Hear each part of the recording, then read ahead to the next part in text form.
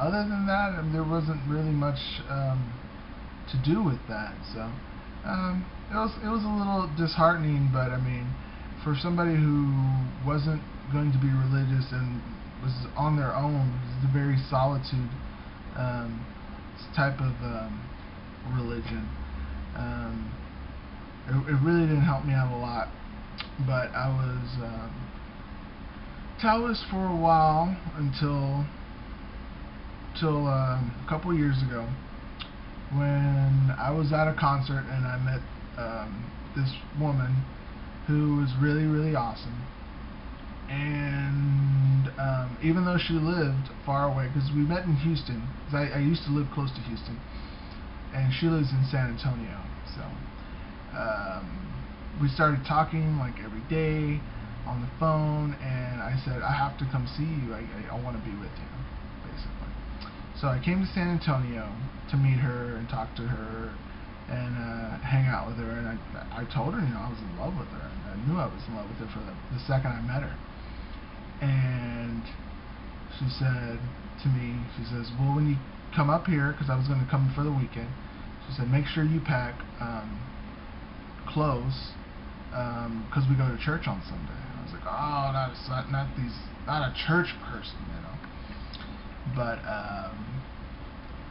she said, all you have to do is just sit there and just sit there with me, because that's all we just go there and sit. And it's like the Catholic Church, and I had heard about the Catholic Church before, but like I said, I had heard from my pastor that all they do is they worship the Virgin Mary, and they're not this and they're like that. And on my own, I had learned that the Catholics were the first religion, and that they had split off.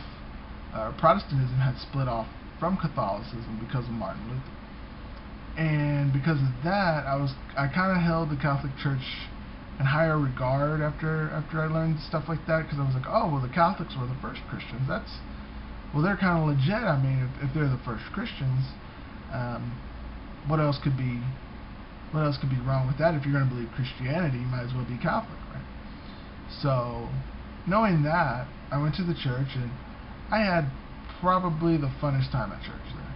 Like, all we did was have to sit there, and this priest came up, and except for all the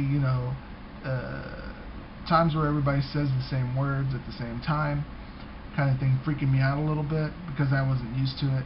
Other than that, it was really, really Cadillac, and I'm really relaxed, So I had a lot of fun time there, and it wasn't that big of a deal. And we go out and have dinner afterwards, or lunch afterwards, and met more church people. And I was really surprised at how open these people in this church community were, and they still are. Because back at my Protestant church, there was a lot of cliques, I guess you would say, and you didn't belong in a certain clique. You couldn't talk to really other people of a certain clique, because everybody had assigned seating there, and they only talked with people in their group, and different little things like this. And this Catholic church was really, really different, because it was so many different circles of friends there that were all intertwined. So you had this big ball of people that you could be friends with. So after a while, I kept coming back to San Antonio, and every time I came to San Antonio, I would go to the church with my then girlfriend, and we would always have fun. I would always help out whenever I could. And then I made the decision to marry her. Well, I asked her to marry me, and she said yes.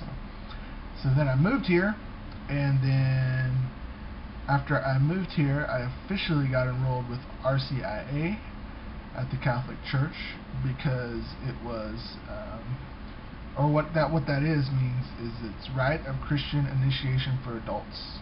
It was basically how to become Catholic if you're an adult. And I said, you know what, I want to become Catholic. This is an awesome place to be, and I want to be able to do everything that you guys are doing. So I started RCIA, and I just kept learning stuff. Like every week, this is a weekly class,